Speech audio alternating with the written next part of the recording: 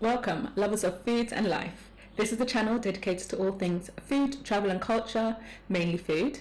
My name's Jen and it's great to have you here. So today's recipe is coconut and spinach dal. And this is my take on a recipe I learnt while in India. So I hope you enjoy. Run the intro. Okay, first things first, we're going to get our red lentils and wash them thoroughly in a couple changes of cold water. We're then going to cook the lentils until soft.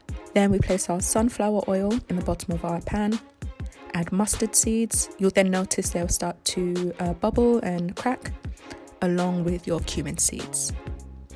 Next up is your chopped onions.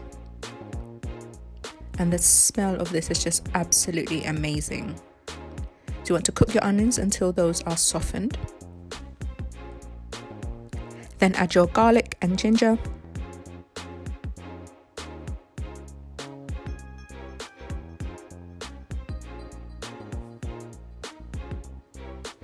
Next up is turmeric,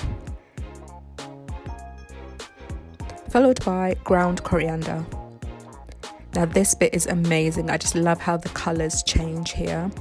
So I thought I'd give you a close-up. Look at that, so beautiful. So you want to cook everything until everything's well mixed. We then add our chopped tomatoes.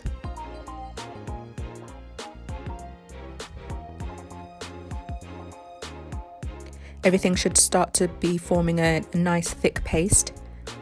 Then add sea salt. Ensure that's well mixed. Everything should start coming together now. So the next thing we're going to do is add our cooked lentils. Yum!